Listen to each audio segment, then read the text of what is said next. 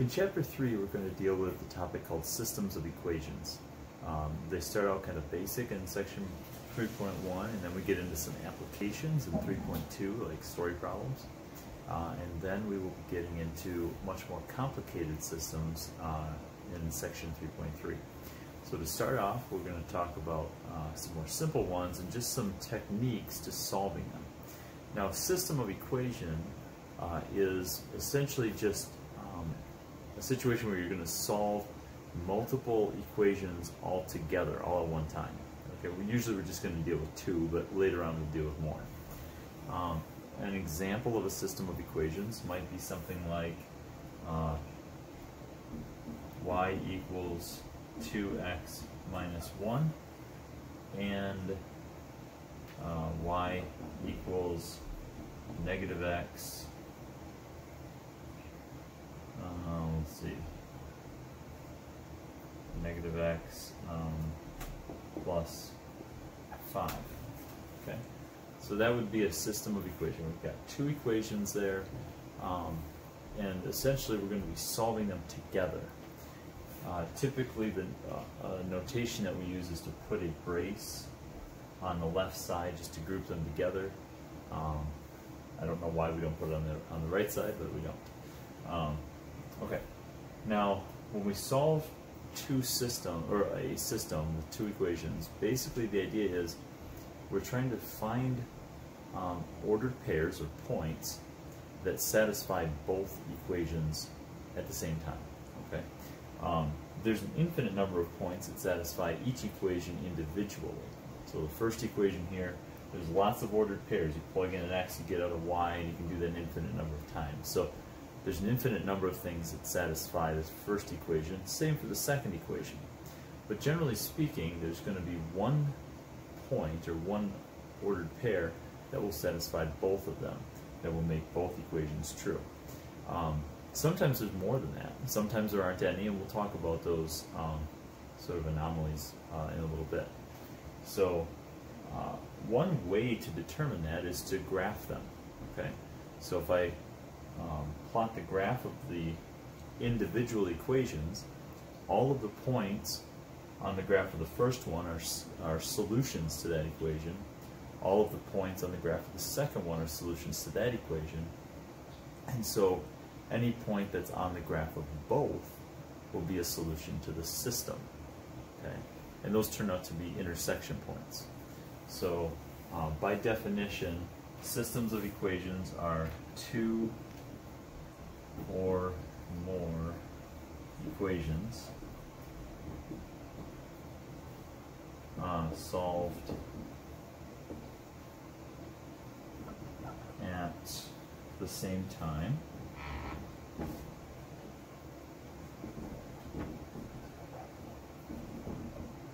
And the solutions will always be the intersection point, which ends up being an ordered pair. Okay, so the solution will always be a point of intersection.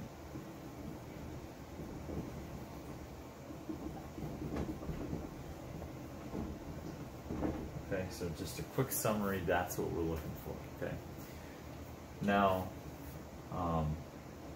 so the graph of this particular system we could look at, I'm going to take that first equation, try to sketch it out. Now, what we learned in the previous chapter is that I can start with the y-intercept. Obviously I have these in slope-intercept form, which is nice. They don't always appear that way.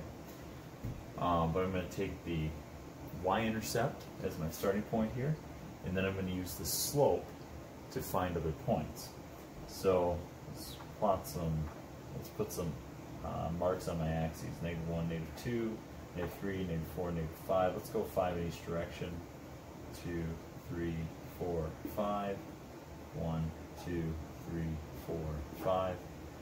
1, 2, 3, 4, 5. And hopefully that'll be sufficient. If not, we can extend this. Okay. So at -1, that's my y-intercept on the first graph. Slope of 2 means I go up 2 over 1. So up 2 over 1 gets me to 1, 1. Up 2 over 1 gets me to 2, 3, and so forth.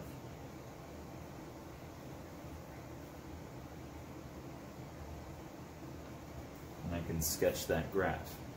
Now the second line starts at a y-intercept of 5. So I go up 5. And it goes down at a slope of 1, which means you go down 1 over 1, down 1 over 1. Okay? So down 1 over 1 puts me at 1, 4. And then down 1 over 1 puts me at 2, 3. And then it continues from there. I think I drew that off a little bit. I did. That should intersect at 5. Alright, let me redraw a little bit better there.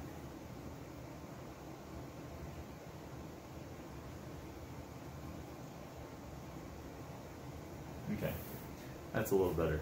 Now you already just witnessed me making the, I wouldn't say a mistake, but showing you the common limitation to this method, the graphing method, because graphs are not always accurate, especially if you're doing them by hand. If you're using a calculator, graphing could be a little bit better, or a computer, something like that. But when you're graphing these off by hand, there's often some inaccuracies, or just, you know, things don't quite lay out the way they would, you know, with technology. So, but as I'm looking at this, it appears that the intersection point right here is the point, looks like 2, 3, and I think I mentioned 2, 3 as I was plotting both of those lines out. So 2, 3 is, I think, the intersection point. Now I'm not certain of that just by looking at the graph. So what I really want to do is check it, or test it. So I'm going to plug in the 2 to each of these x's and see if I get out a 3 in both equations. If I do, if I get out a 3 for both of them, then I know that that point is on both lines. Okay? So 2, 3. I plug in the 2. The first equation, 2 times 2 is 4.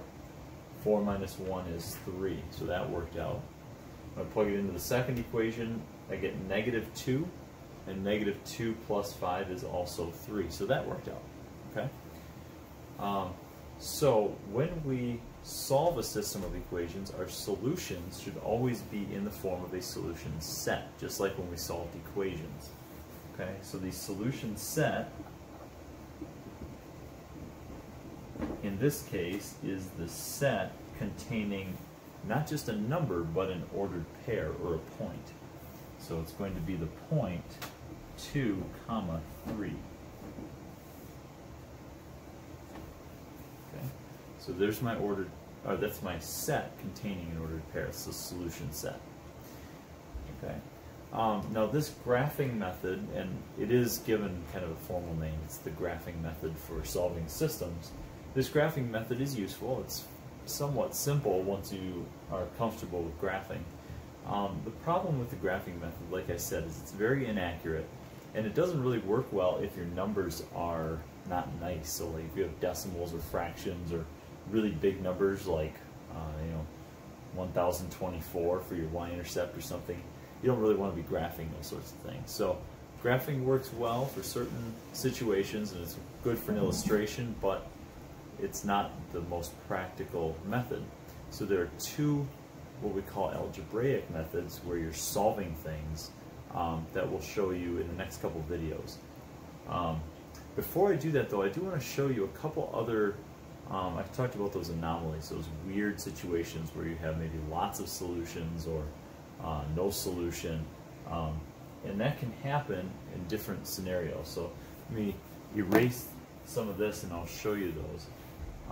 Obviously one solution is an option, right? And those are the nice ones. So when you get one solution, everything works out, and you're just like, yeah, I got one solution, this is my answer, it's done. But there are some that are a little bit more weird than that.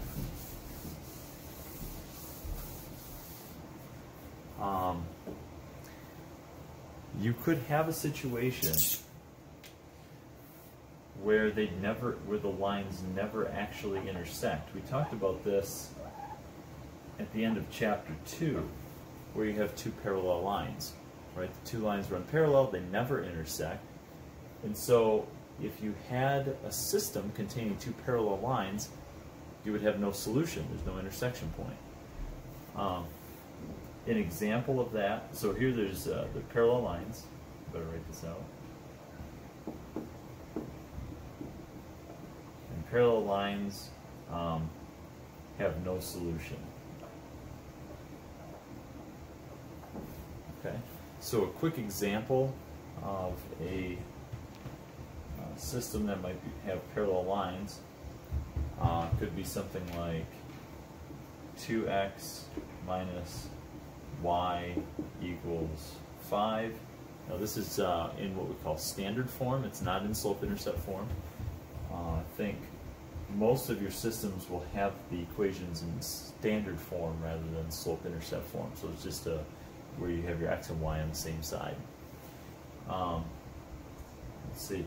Now we just got to make one that's going to have the same slope, which I can kind of determine that. Maybe we can do something like 3x minus, I don't want to do 3. Let's do 6 there. 6x minus 3y equals 8. Okay. Now I know that this is going to work because the two lines, when I solve for y, if I were to put them in slope-intercept form, when I solve for y, they'll have the same coefficient on x. I designed them that way. They'll work out. If I solve this first one for y, the slope on that one, if I were to subtract the 2x to the other side and then divide by the -1, I'll have a 2 for the slope. And on the second one, if I were to subtract the 6x to the other side and divide by the -3, -6 divided by -3 will also be a 2 slope. Okay, so both of them will have a slope of 2. And so that makes them parallel lines. In that situation, the solution set is, of course, the empty set. This is a set we haven't really talked about yet. So we'll get rid of this. So the solution set is the empty set. Okay. I haven't mentioned mentioned this set in the videos. You may have seen this show up from time to time, either in the book or on my math lab. The empty set, I should say, is simply a set that contains nothing. We often use empty braces to represent the empty set.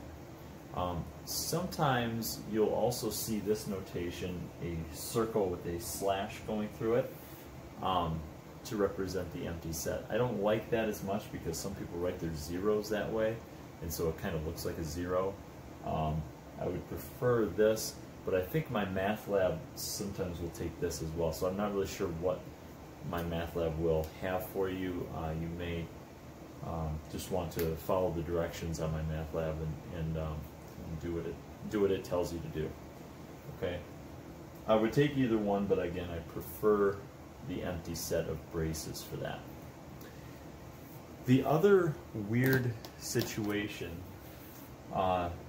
deals with where there's an overlap of the two lines. Okay, so both of your equations end up actually being the same thing.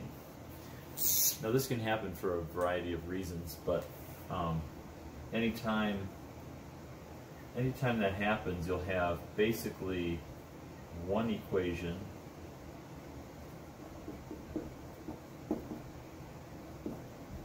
that is a multiple of the other equation, or there's some sort of scaling factor between each of the terms, and it's the same all the way down. So something like 2x minus 3y equals 4, and 4x minus 6y equals 8 would be an example. These two lines, they look like they're different because they have all different numbers in them, but each coefficient is double. On the bottom one is double the top one. And so when that happens, if you were to rearrange this and solve for y, you'll actually have the exact same slope and y-intercept. Things will cancel out nicely there.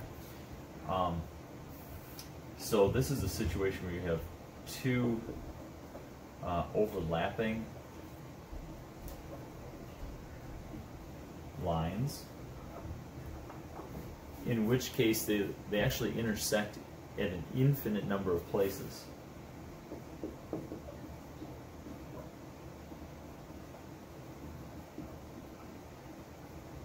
Okay.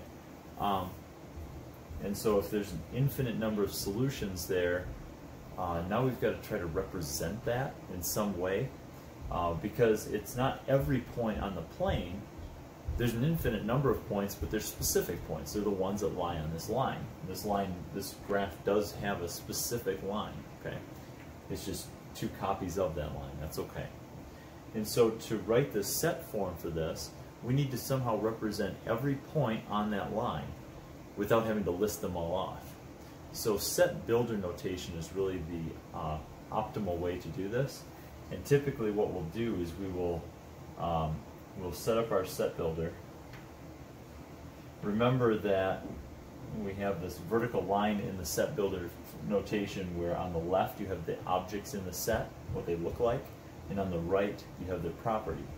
Well, in this case, solutions, remember, are points of intersection. They're ordered pairs. So I would actually write in x comma y, so they'd all look like x, y ordered pairs, right? The other side is going to be the property they have. Well, they have to solve or satisfy these equations. And we really only need one of them because the other one is redundant. They're the same thing. And so you could just take one of the equations, put it in there, and it will give you a way to describe the solutions. Any point that solves this equation is going to be in the set. So I just write 2x minus 3y equals 4, and that's it. So the solution set then is every xy ordered pair that solves this equation will be in the set. Okay. There's not really any other nice way to represent the solution set when there's an infinite number of points, at least for one of these. So that's what we're looking for. My math lab will have you, I think, put things in this form. There might be some slight variation. It might want the equation in slope-intercept form or something. Just be aware of that. It should describe it in the instructions. Okay. So in the next couple of videos, I'm going to show you those algebraic techniques for solving systems rather than going through this graphing method that I was showing you before. Oh, there is something else before I cut to the next video. These three situations have names, and I should tell you the names because they're going to show up.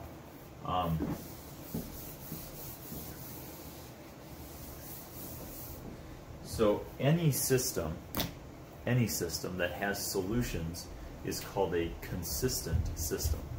Okay? So consistent system. That means it has solutions. I've shown you two types of consistent systems, the ones with one solution and the ones with infinite solutions. Okay, so kind of draw a flow chart here. You're going to have the ones with one solution and the ones with infinite solutions. Okay, the ones with one solution are considered independent equations because they're different from each other. Okay, so these are called independent equations.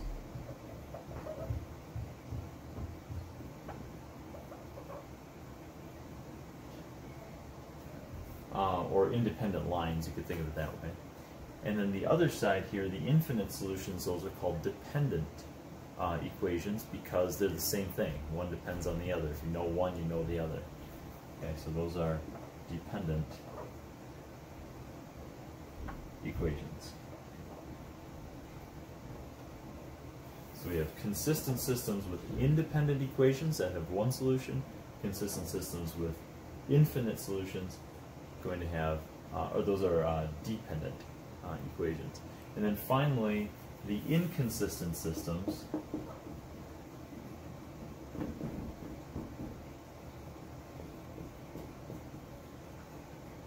so an inconsistent system obviously is going to have no solution.